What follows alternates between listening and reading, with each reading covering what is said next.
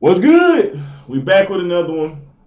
Reacting to Rollo Tomassi, one of the scholars of the red pill or relationships in general. With his channel, The Rational Male, um, it's a very accurate title for I feel like what the red pill is truly trying to do for men. A lot of men, or a lot of the rhetoric is that men are just these toxic masculine men, but I think the red pill kind of says there's more men that's getting taken advantage of. There's more men than you think getting their heart broke, or more men coming out on the shit end of the stick in relationships than the narrative may let it to seem. Like they love to talk about how so many women has been fucked up and traumatized in relationships, and I'm not saying that they haven't been, but I would say that the red pill is the reason. The reason the red pill exists is because that same thing happens to a big demographic as men as well, and men don't have many outlets to kind of figure out how to understand what's going on and why these things may happen to them. And like I said, the rational male is perfect because when you get these well-rounded dudes, where you get like Kevin Samuels or Rollo Tomassi or um, many others, they start to give you an understanding of how this has been, like how relationship dynamic has been played out through the years, and how if you look at history and the data through history, you can start to map out how we should really be interacting with women, how men should really be moving in life. And I think it comes from maybe a disconnect of from the past generations of men, or maybe just our some of our past generation of men really got churned out through the feminist movement. I don't know, but we also know a lot of men wasn't in our fathers wasn't in our lives. There's so many different things you could say would have played into why men have to relearn these type of ideas on women, and it's not something that's misogynistic or anything, because at the core of it, when men are operating their best and are being true to themselves and keeping a standard, women naturally are more attracted to those type of men than the men that they can walk all over, which we would consider the beta males. Women are genuinely disgusted with those type of men over time. Yeah, they may get some free meals. Yeah, they may let them buy them a trip or whatever, but when that dude's try to touch them or really try to push the narrative, they literally get repulsed by that dude, because at the end of the day, um, that man has no self value. And at the end of the day, shit, when I'm really thinking about it, he really just trying to buy you. And the woman kind of not that's not going to necessarily buy her attraction. Like, you're gonna have to do more than just present money. And there's many different reasons why a woman will be repulsed to that type of man versus a man that may have money and does things in a rational way. Women seems to think they're more attractive, and that's just natural. But a lot of people will say things like this is going to lead to misogyny and women hate and stuff like this. But the rash he literally say rational males. His rhetoric is to help men be more level headed when going into relationships, not to expect so much out of women, uh, to hold their standard. And when I say not so expect so much, is like men pedestalize women. That's another reason they end up getting why women be less attracted to them. Like, you kiss her ass. Like, have you ever met a kiss ass in real life, guys? Like, be realistic. Have you ever met a kiss ass in life where you're at work, where this person they just love you so fucking much, they constantly give you compliments, they constantly up your ass. That, like, in general, when people give you compliments, don't you start to feel kind of cringy? Now imagine someone doing that all day, every day. That's what a beta male is to a woman. Cringy. Like, it gets to a point where it's like, ugh. Like, even if I do feel that way about myself, like, God damn, all right, bro, you doing too fucking much. I have people like that at work. It's a dude too. It's like an older male. He's like 50 something. He always, oh, you so strong, you so strong. He's a Hispanic dude. Like, and he always giving compliments. He do it to everyone though. He always give compliments, and it can feel so cringy sometimes, bro. And it really does. But he means the best. He really does. Like, he's like, as far as I know, he's not a weirdo, but it's cringy, and you get that all the time when people just follow you around all the time. Like, have you ever been around somebody like that? Wherever you go, they have to follow you. They'd be like, damn, then give me some space. That's what a beta male is to a woman. That's the cringe level. When you pedestalize women, when you kiss their ass, when they can't do no wrong, it gets to feel unattractive. And I can say the same thing for men. Men wouldn't want that from a woman. A rational man wouldn't want a yes man from a woman. That's why when women be like, "Oh, you just want a woman that could that you can tell anything," like, no, that's very unattractive. I think to men and women, it's very unattractive when I can say anything and it goes. It starts to be like, well, I'm dating myself. I'm not even dating anyone. Like, I'm dating a robot that I created in a sense, or that follows anything that I say. Like, and that gets unattractive on both sides. So that's what a beta male is. And for me, most women I know, they're very boisterous. I just affirming me, and they know at some point, like, when I'm being serious, to listen. And if they don't, then shit, that's where we at. But yeah, I think given that I break down right there just to show like what a difference is between beta and alpha, and why women tend to not like those type of men that pedestalize them. And then once again, like I say, the rational male and people like Rollo, or his channel Rational Male, and people like Rollo Tomassi, I think is really important in helping men get more level-headed in relationships, because there'll be more attractive men for women to have. Because there's many men that has money, many men that has a home, a car, that's single. They're just dweebs. They're dweebs. So women don't want them. But if men start to work out, become fully masculine, really start to take care of themselves, there'll be more attractive men. Even like, cause you know how women be like, I ain't dating no 40-year-old, no 40K nigga. I ain't dating no 50K nigga. I ain't dating no 100K nigga. Cause they don't make that shit look good. I can make 35K look good. I'm telling you. Give me 35K. They're gonna be like, man, this nigga shit laid. Wait till, bro, the furniture, the way I take care of myself, like, you gonna look good. You gonna look okay. Like, I ain't saying you gotta be the most splurgy nigga, the most expensive, like, buy all the fucking shit, but you can look good. A lot of people don't make 40K look good. So that's another reason. You become that fully masculine person and really showing that you comfortable and really look good, bro. I'm telling you, bro, you're gonna be a walking attractive magnet. But and I think women will be more open to that. But or the the women that think they need 100K plus or 6-figure guy, like, they'll start to realize, oh, a nigga making 50K, he ain't living bad. He ain't living bad. Nigga that makes 70K, he ain't living bad. I like his lifestyle. And trust me, you can create a decent lifestyle. I go out to eat at least 2 or 3 times a month, and it don't hurt. It don't hurt. And that's me at 30, 40K. And yeah, I should be saving more. Don't get it twisted. I'm working on it. I'm definitely working on it. But like I said, it don't really hurt me at all. And I'm still able to save and stuff like that. So making 50, 60, 70K, man, and you 25 plus, bro, if you just start taking care of yourself and doing the different things to look good, trust me. Have your house smelling good, have your house looking clean, man, smell good, just different stuff like that. You ain't got to be the richest motherfucker to have those different things. Have a closet that the clothes don't look trashy, old, don't look like the shit been in your closet for 15 years. Renovate your closet, get update your wardrobe, do little stuff like that. And you ain't got to be the richest dude to do that. And you ain't got to buy the most expensive stuff. Buy your type of swag, but update it. Those are little different things that'll make you more attractive. But let's get into it, man. I ain't even started. I just wanted to say that, though, because people give these type of topics and people that discuss these topics a bad connotation or a bad, I don't know how they say it. They don't even go into it with good faith, as Kevin Samuels would say. So I just wanted to kind of give some caveats to why I think these people are pretty helpful in this day and age. Vet. Period. End story. The guys simply don't vet. Myself included. I vetted myself pretty much. Like, can I be faithful to this chick?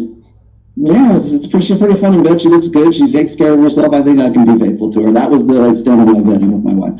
Good thing that we both like have polarity. Good thing that I'm me and she's her, and things worked out really well, right? Yeah. Do you build a relationship? Look, to answer the second part of that question, absolutely you do. But it's not like you're the like the lion tamer, get up on there, this lion tamer in the circus or something like that. It's a process, and it takes a while. A lot of guys honestly don't have the patience to sort of like mold and develop a relationship that they want to have because they wouldn't presume to in the first place because they don't have standards. Because if you had standards, they would be vetting, and they're not vetting. That's simply how it works out, and it's not because most guys, when they're vetting for a long-term relationship, just as you said, they're again, the average age of marriage for men is about 29 years old. Do you think those guys are vetting at that point? Probably not. They're probably going, God damn it, I can't believe my ship is finally coming in. She's finally realized I'm the perfect guy for her. Like, remember, 80% of guys are beta. 80% of guys are the guys that women don't find attractive. Okay, that's the 80-20 rule. People hate it when I throw out the Pareto. And that's when I talk about. I feel like channels like this can make it 70-30 or 60-40 as far as like it being more attractive males out there for women. Because it gives these channels give men more self awareness on what they can be doing better. And for just for the topic at hand, vetting women, I don't know. I was lucky because I was never the most confident or the most cocky in myself, especially when I was younger. But I still would have like low tolerance for things. I don't know why I had that. Maybe it's just my family. I always have low tolerance for shit. So I naturally had that in me. So when it dealt with women, I kind of like took that same approach unintentionally. So I think that kind of protected me over time. I still had some bad decisions that I made. Trust me, through being horny or just being just misinformed on how to deal with women. Don't I still had some.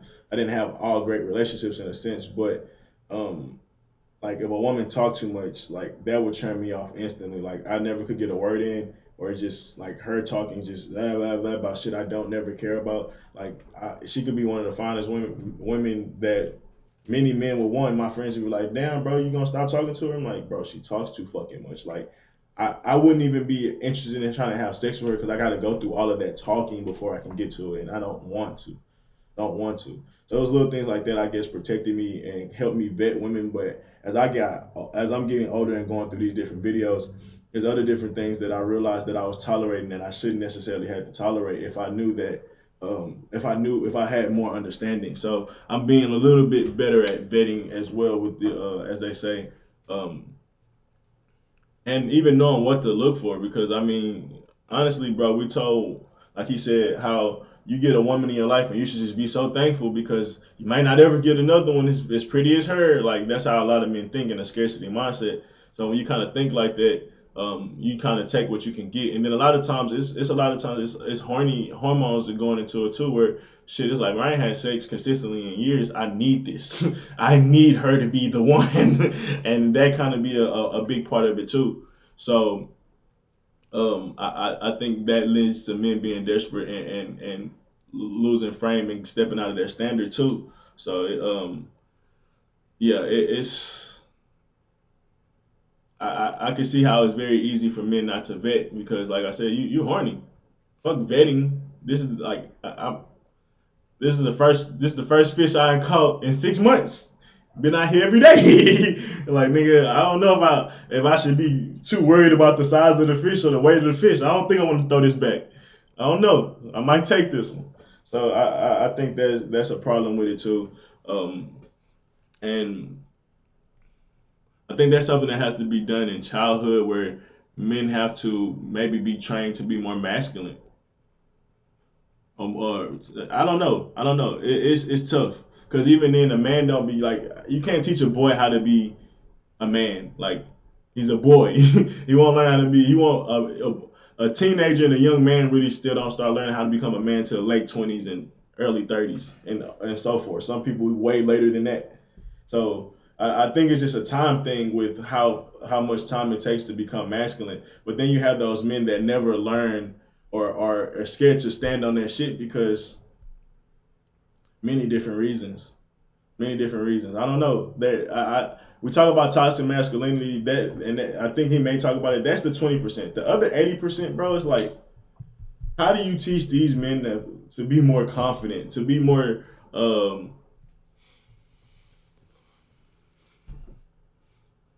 shit, just be more. I don't know. It's that's a tough conversation, but I think these type of videos help. Principle, but here we go again. That's the 80-20 rule. It's not about 20% of guys banging 80% of girls. That's not how it is. It's 80% of guys are unattractive.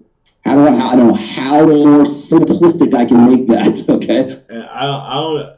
As they would say, maybe nature. I don't know if that'll ever change. It may be something that will always be a thing. It's never going to be. Everybody can't be fully attractive, because even if everybody started to work out, if all the men start to do their shit, get on their shit, be their best versions, there's still going to be a percentage that's just doing it better than everybody else. And that's going to be even more. Everybody can have six pack, but that motherfucker got delts, chests, calves. It's just gonna upgrade what people are looking for. But people want the top of the top, because women ultimately, that's their best way to guarantee survival. Simply, they're gonna always look to the top because that's their best way to survive. Simply. So no matter, even if all those men did start to work out, I don't think it'll change. That's the crazy shit about this. So men, if you really want, you can definitely, you don't have to be the top 20 to get a woman that loves you. Trust me. But if you want to be that dude that's the player and all that shit, has many options and stuff like that, you got to find your way into that 20%. And you're going to have to be well-rounded financially, socially, and many other different things. 100% of women want to get with the top 20% of guys. Not just 80% of women. No, that's not where the 80-20 thing comes in. And people confuse that all the goddamn time. So you have to remember that. And then those guys, when they get to be 29 years old, do you think they go, well, she checks off this list here, and she likes her mom? No, no. I got my first blowjob this year. She's in. Yeah. That's what they say. Well, and then it's what's that is always, like, sex is always going to be balancing into that relationship. It's and even Brittany Renner, who's openly hypergamous, is going to say, yeah, hey, they're stupid. Yeah, they are. Even the guys who should know better. I wanted to also to tag that on there as well. Is like a lot of guys will say you need to focus on your was it chase excellence? Sorry, Rich, but say chase excellence. I don't know. Define excellence differently, but it's like focus on yourself and get the bag and look for the paper and focus on you, right? Because you don't chase women. Okay, fine, but when you get to, like we were saying before on Rule Zero yesterday, when you get to the point where you are you're a high, quote unquote, high value man in whatever your particular realm happens to be, once you get there, you happen to be a really good mark for people like this chick right here, for Brittany Renner. Don't you think that PJ Washington did exactly what you're talking about? Oh, he chased excellence. He chased excellence, and he's excellent. And you know what? Makes a shit ton of money. As a professional athlete, he's got it all the ways that matter. You told him to do, but you know what? Tunnel vision. How do we know? Because he hooked up with Brittany Renner. That's why. That's how we know. So when you get to that point, I agree a lot. I realize this is the apex example, but so what I'm getting from that is kind of how to help the 80%, bro. You gotta definitely keep women. If you want to have women, which all men do, no matter if you're going to wait till you become successful or whatnot, you still have to dibble and dab and understand and build experience with them. And that's just like with anything in life. You want to become good or successful with anything in life, you need experience in it. So if you go into it now that you're rich and never really dealt with women, now you want to deal with women, you're going to be a novice. And they're going to have the leverage on you just from the understanding that they know how to interact in relationships. And a relationship is a dance, relationship is a tango, relationship is a game. If you don't understand that and you got money, you're going to get played out the game to somebody that is less successful than you, but they're more successful in your relationships. And relationships, people usually hold more dear to them. They can literally, a person's relationship can affect how they play in the game. So you gave them something so important and you have no real experience in that. You gave them such an important power in your life, you don't realize it. And yeah, that's dangerous. So that's why, to help the 80%, y'all have to grow balls at a younger age. It was times where I was definitely nervous to talk to girls or go up to girls, but I was like, bro, if I ever want to talk to girls, if I ever want to learn how to be better at it. I have to do it now. And whether I fuck up or not, I have to learn. Like that's common logic. That's common like sense. Like you have to practice. So I will force myself in high school to go up to girls. I'll force myself in college to go up to girls. Whether I was going to talk to them or not, it was just to make me better at talking to women. Because, I mean, that's not something you really do on a daily day basis unless it's like a super friend thing. It's not something you get to get a lot of numbers in unless you try it that way. And a lot of people consider it sick, but ultimately, I mean, I wasn't going to sleep with all those girls. And it was more of a really just a test to see how good I could be or how good or what I need to work on in a sense. And I'm not saying that. I'll give you an example. It was homecoming. Me and my uncle like was joking, and it was like, I get more numbers than you. Real high school shit. It was at a TSU homecoming. For the TSU weekend, it was a 3-day weekend. I got over 140 numbers. Out of all the girls, I probably like end up talking to like 2 or 3 of them. But the practice alone and it's a confidence and repetition thing, because repetition breeds confidence. It helps you out. My friends can all attest to this. They were there. I even told my girl that we wasn't together at that time, but I even told the girl that I talk to now about this, and like I'm dead ass. Like this is it's something I did. I'm not gonna say that all men should try, but go to certain like festivals and just what do you have to risk? You'll never see that person again. Like it was a time where I talked to this is little shit that I learned. It was a time I talked to a girl and I forgot to even ask her name. And she was looking at me, she was attracted to me, but when I went up to her and the way I engaged her, I didn't say my name, I didn't ask her name, I just started talking, and I could tell that she was like, well, my name is, and then I was like, that's why I fucked up.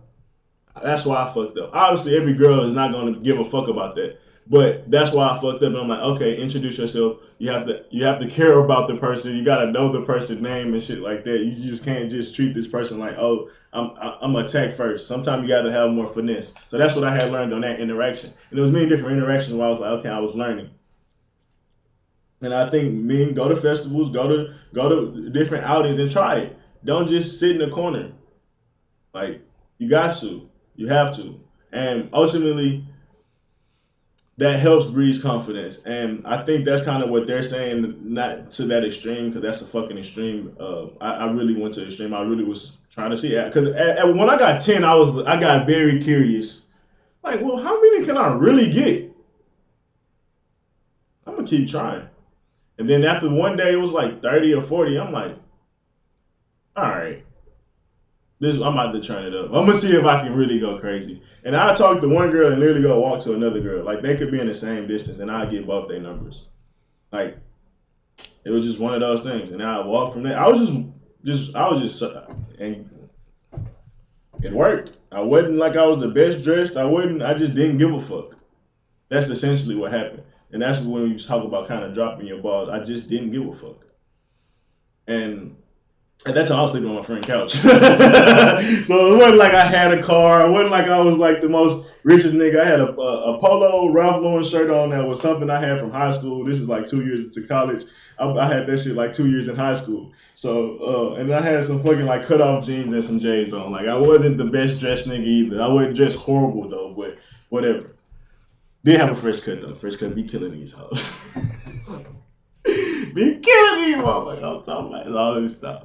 But yeah, just being funny. But yeah, man.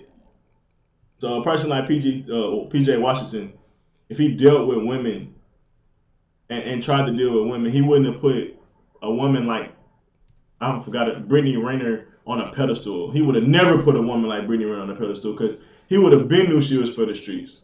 You wouldn't even have like I don't know what PJ Washington different.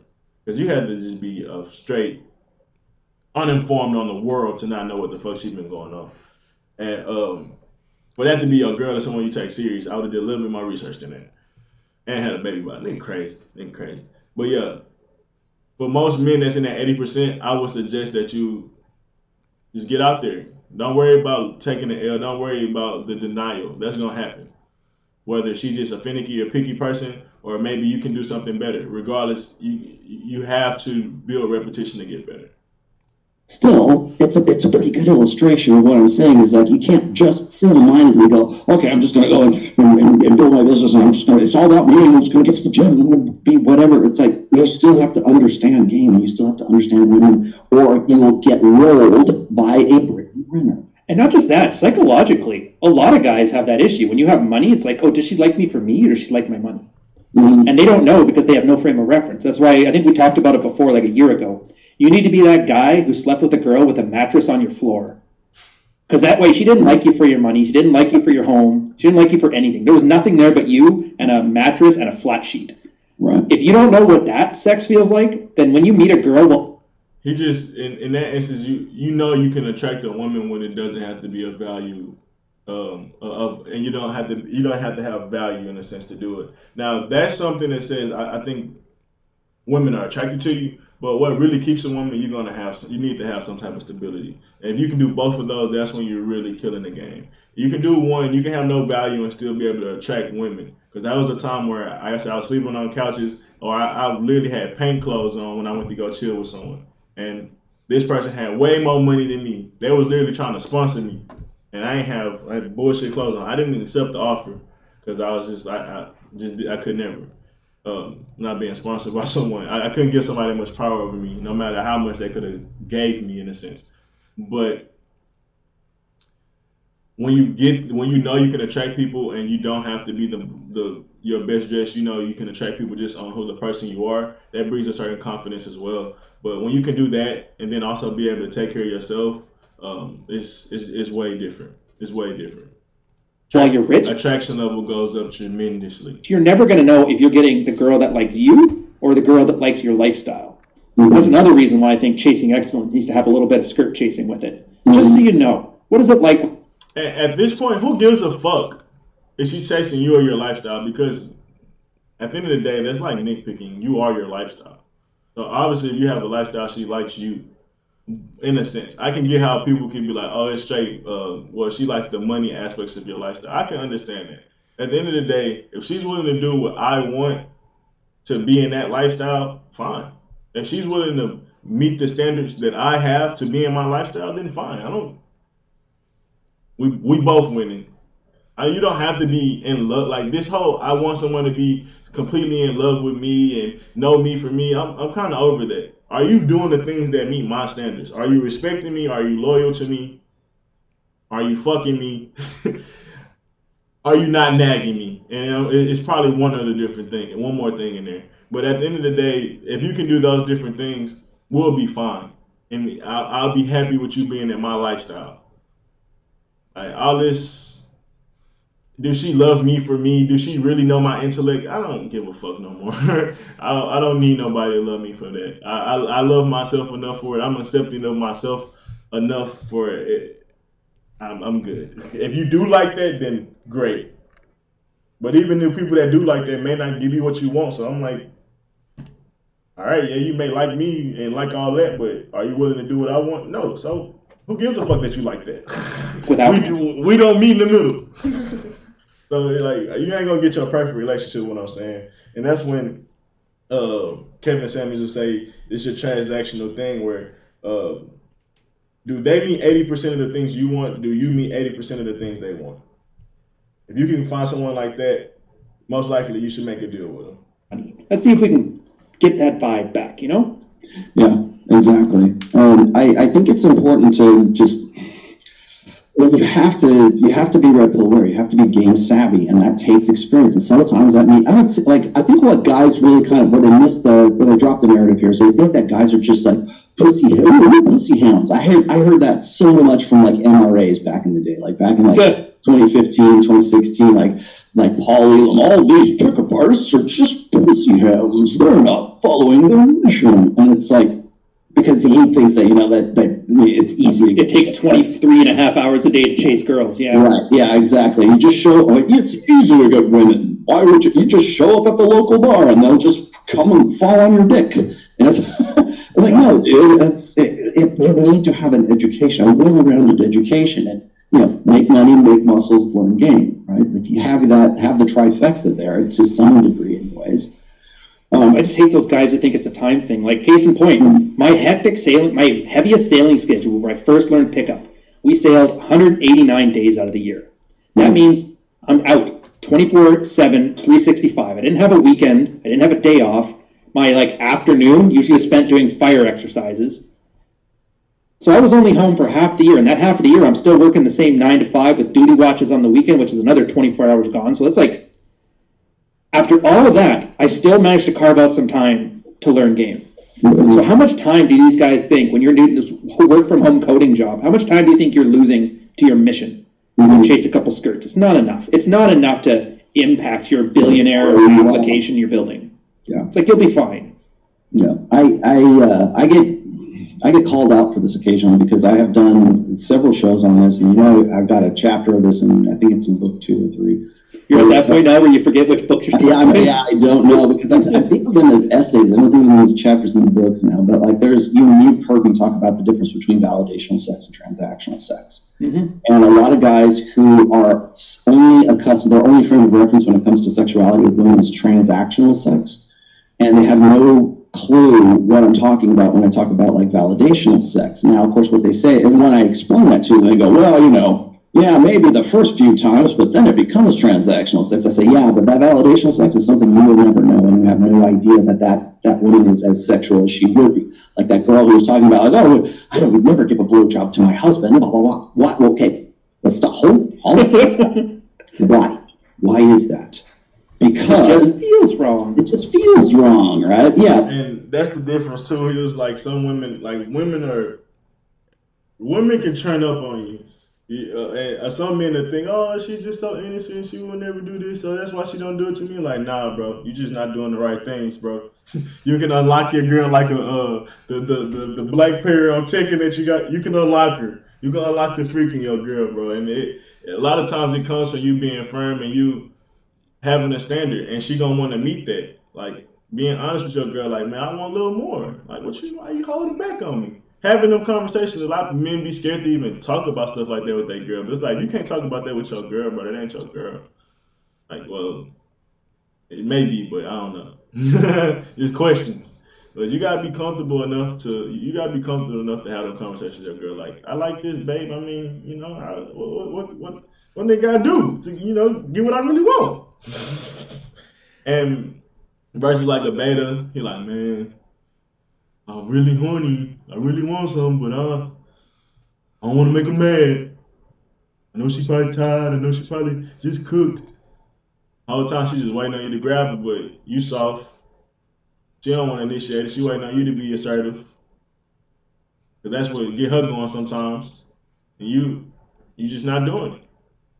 And that's the difference. Some men, like I said, they be so soft and so scared to be confident or just be dominant sometimes, which women like. Women like dominance. Try to choke your girl. Try to pin her down when y'all being passionate or intimate. She gonna like it.